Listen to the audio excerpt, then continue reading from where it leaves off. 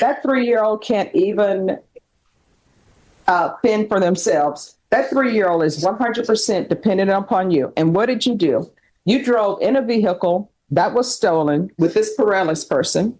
And then not only that, you all are doing drugs in the car. There's drugs in the car. And let me just tell you, meth stinks to high heaven. We had a case in this courtroom where someone brought in meth, and it took us forever to get that sent out of the courtroom. And you driving around with a 3-year-old impacting their brain cells with meth and marijuana in the car.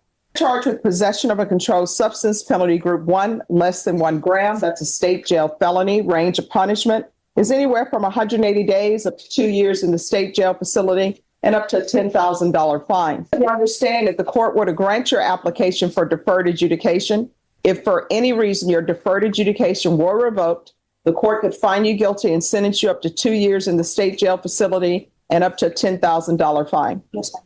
If you're not a U.S. citizen, by entering into this plea bargain agreement, you will be deported, denied reentry and naturalization. Did you understand? Yes, ma'am. The offense is charged. How do you plead? No contest. State any evidence? State for state 1 and attachments. Thank you. State you may be excused. Did you review the waiver and stipulations with your attorney? Did you understand it and sign it in all the appropriate places? Yes, ma'am. All right. After reviewing states exhibits 1 and attachments, the court will find there is sufficient evidence to find you guilty. The court will defer finding of guilt as you've applied for deferred adjudication. Are you proceeding with sentencing? Yes, ma'am. Anything you wish to say on behalf of your client? Just a couple of things, obviously, that the court follow the agreement. I don't believe Ms. Lumpkins has any history prior to this. She does have a minor dependent, Judge. I know that there's a fine, and I should have mentioned this earlier. She's not employed. She does care for the 3-year-old dependent. You could perhaps help her with her fine. And she took a parenting class already while in custody. Just wanted to make you aware of that. All right. So you have a 3-year-old dependent? Yes, ma'am. But I signed over my temporary rights to my mother as well as myself. Okay. And I'm assuming Child Protective Services is involved? They were involved, but they closed the case as soon as I signed over the rest of my mother. All right. So I'm telling you all, what's the child's name? Roman Lumpkins, RHOMEN LUMPKINS. And his middle name is Connor, CONNER. So it's Roman Connor Lumpkins? Yes. All right. So it appears to the court that the only reason why Child Protective Services is not in her life is because she signed over rights to her mom. Yes. So I'm not going to do this thing where you signed over your rights to your mom and then you go back and say, let me take my child back. Oh, well, I'm going to make sure that doesn't happen with conditions. So when's the last time you had employment? Last time I had employment was about 6 months before I got incarcerated. I was donating plasma to help keeping my benefits and as well as giving my son clothes and shoes that he needs. All right. What benefits? EBT and Medicaid for him. All right. So then you didn't have employment. What was your employment? I let them know that I was just donating plasma and I would get $60 to $75. Okay. That's not employment. So when's the last time? 6 months before I got incarcerated. Doing what? I was working at Babes Old Fashions restaurant. Okay. I always see that restaurant. I've never gone in and tried it because usually I'm passing by. Kids eat free. Yes, they do. Oh, so you've been. Okay. Yes. Well, let me bring out my pigtails. Going to school. I only went to 10th grade. All right. Why?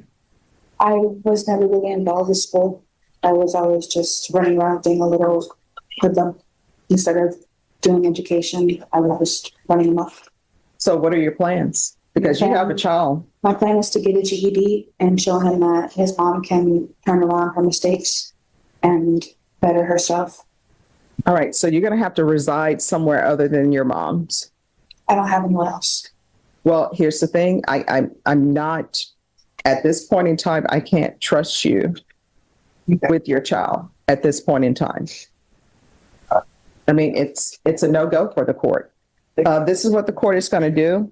There's $1,000 fine that will be probated. Court will sentence you to 4 years deferred adjudication. There's to be 100 hours of community service restitution. Ms. Abrams, the parenting classes at the jail is not going to count towards her parenting classes. Once parenting classes are completed, 50 hours will be deemed satisfied. The other 50 hours will be deemed satisfied if she obtains her GED. If for some reason you're unable to obtain your GED, then you're going to have to do those 50 hours. There's to be regular reporting by Zoom or in person. There's to be regular random UAs. There's to be no unsupervised contact with minors. There's to be no residing in household with minors. There's to be no contact with Xiomara Perales.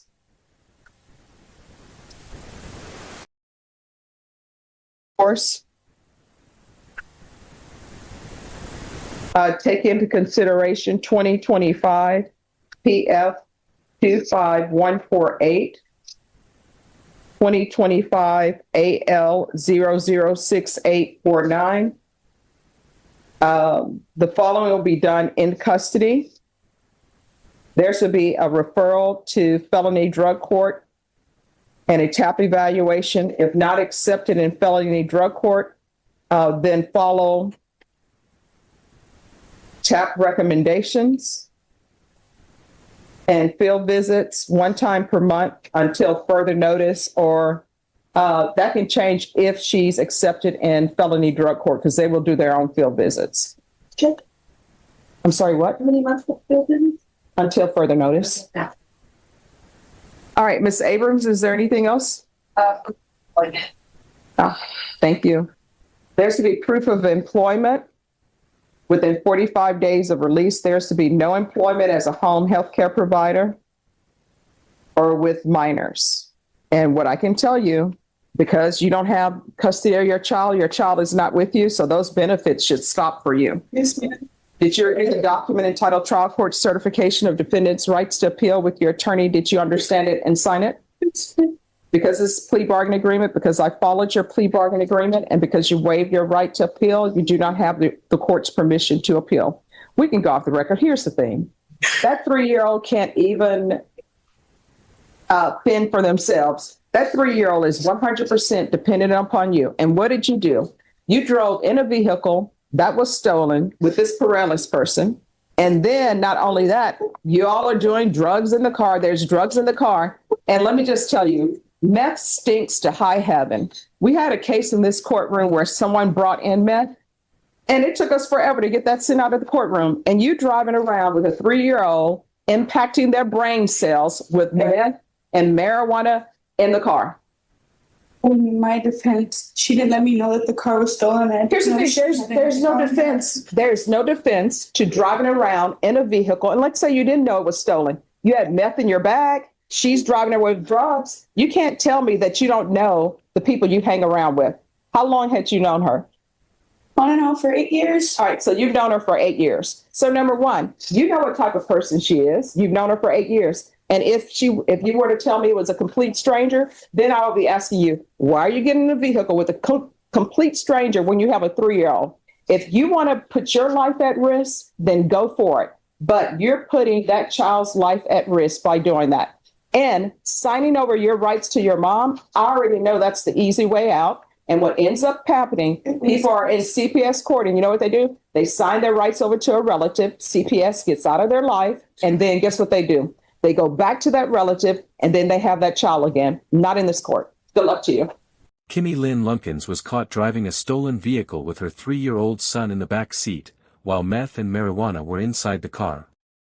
She pleaded no contest to felony drug possession and received 4 years of deferred adjudication, a probated fine, and 100 hours of community service.